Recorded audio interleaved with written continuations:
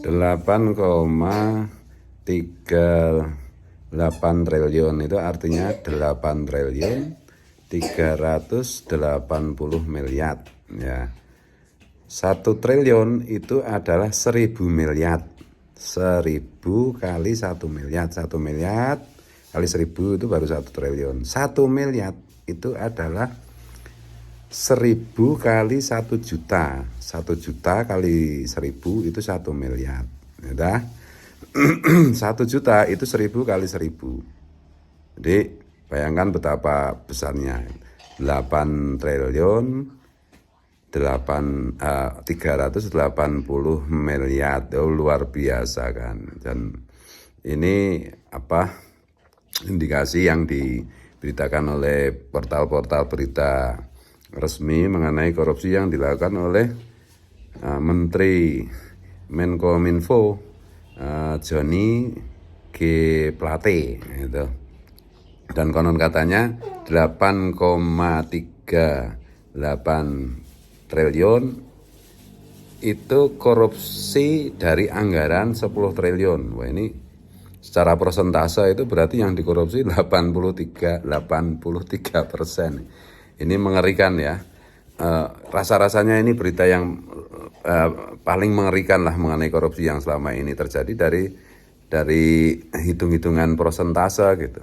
Kalau di zaman Orba saja, Profesor Sumitro Jayadikusuma almarhum itu di akhir Orba itu mengatakan bahwa di zaman Orde Baru itu kebocoran anggaran itu 40-an%. Kemudian di masa reformasi itu banyak sekali ekonom mengatakan bahwa kebocorannya itu adalah 50-60%. Nah, ini angkanya sudah 83% korupsinya. Mengerikan sekali ini ya. Dan apakah ini politis? Ya, kalau Presiden dan didampingi oleh Menko Polhukam menegaskan bahwa ini tidak ada kaitannya dengan politik. Ini adalah semata-mata penegakan hukum gitu. Bahwa elit-elit Nasdem mulai ketua umum sampai siapa itu cenderung secara langsung atau tidak langsung mengatakan bahwa ini adalah gerakan politik itu urusan lain lagi ya. Bahwa di dalam tindakan hukum itu ada aspek politik mungkin iya gitu. Apakah sebuah kesalahan, apakah sebuah korupsi itu ditindak atau tidak, itu kan keputusan itu adalah keputusan politik. Tetapi bahwa benar-benar telah terjadi korupsi, iya. Fakta hukum itu jelas bahwa memang benar-benar korupsi gitu. Jadi bisa dikatakan bahwa korupsi ini adalah super korupsi atau korupsi jumbo yang benar-benar mengerikan gitu, bahkan dibandingkan dengan misalnya korupsi misalnya Hambalang atau apa yang lebih besar itu. Dan ini kalau dari segi jumlah angka yang dikorupsi itu untuk satu menteri itu juga memecahkan rekor nih. Jadi serba memecahkan rekor ini dari segi nilai negatifnya gitu ya. Dan ini menggambarkan betapa memang korupsi di negara kita memang masih luar biasa mengerikan gitu ya.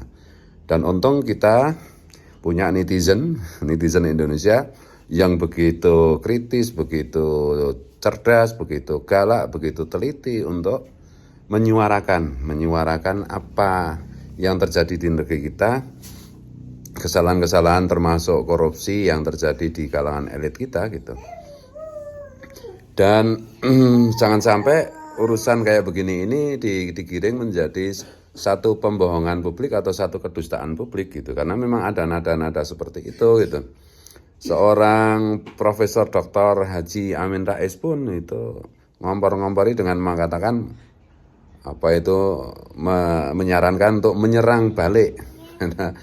Si Surya Paloh disuruh menyerang balik, intinya kayak begitu ya, pada pemerintahan yang sekarang berkuasa gitu. Nah, menurut saya ini bukan soal urusan serang balik atau serang tidak balik atau serang terbalik-balik gitu. Nah, kalau memang korupsi ya ditindak, kalau memang jahat ya harus ditindak. Dan sekali lagi bahwa ini tentu akan melibatkan banyak pihak, tetapi tentu saja aktor utamanya, oknum utamanya harus ditindak lebih dahulu gitu loh. Meskipun juga ada yang mengatakan bahwa hampir semua elit politik kita itu mau tidak mau terjebak dalam apa yang disebut dengan apa itu sistem korup gitu. Dan bahwa yang tertangkap itu atau yang ditangkap itu yang sedang apes atau yang secara politik itu lemah, itu tidak membatalkan bahwa memang terjadi korupsi di dalam kasus ini ya, kasus yang melibatkan apa itu Sekjen Nasdem itu ya, ini Johnny G. Plate kan kemarin Sekjen Nasdem, dan ini udah 2 kali ini Sekjen Nasdem kena. Yang dulu kan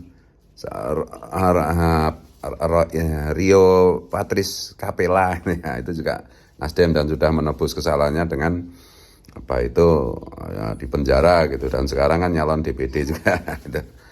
Dan ya baiknya orang masyarakat Indonesia kan cepat lupa dengan keburukan orang.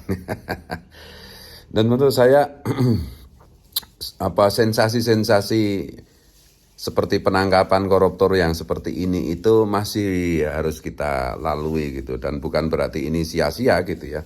Menurut saya masih akan harus sering terjadi supaya pada akhirnya nanti meskipun ini kalau ibarat membuat paragraf itu kita memakai metode induktif gitu ya. 1, 2 tangkap, 1, 2 tangkap. Nah, suatu ketika mungkin ada semacam akan dengan sendirinya akan tercipta satu sistem apa itu quote and quote itu kekhawatiran pejabat untuk melakukan pelanggaran yang salah satunya adalah korupsi itu ya. Dan mari kita kawal terus agar ini tidak menjadi isu politik, karena ini adalah persoalan hukum gitu ya, persoalan hukum.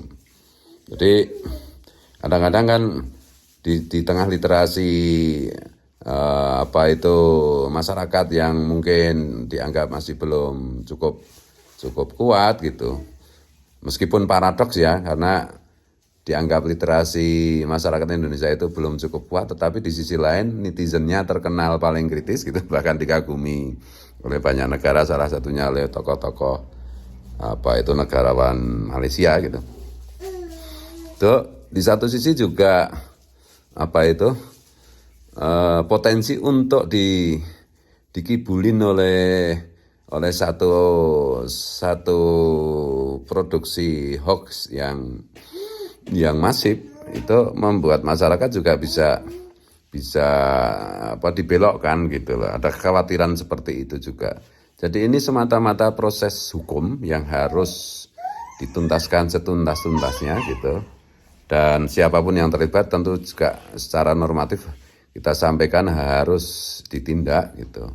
Karena siapa tahu ini adalah menjadi semacam apa ya titik picu untuk gerakan pembersihan korupsi di birokrasi kita. Sekali lagi jangan dicampur aduk gitu. Misalnya, oh berarti menteri lain juga korupsi, oh mungkin juga melibatkan pemerintahan, penguasa, misalnya presiden, nggak begitu gitu loh.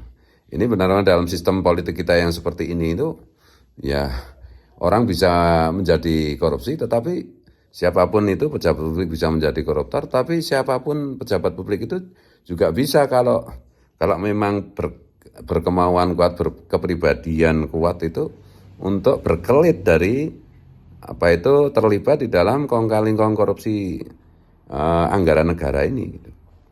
Jadi mari kita kawal terus, dan suara-suara yang dalam tanda petik itu mau memelintir ini menjadi isu politik, ya kita sebagai netizen harus berkewajiban untuk terus mengawal gitu ya. Hukum adalah hukum gitu. Dan majulah bangsaku.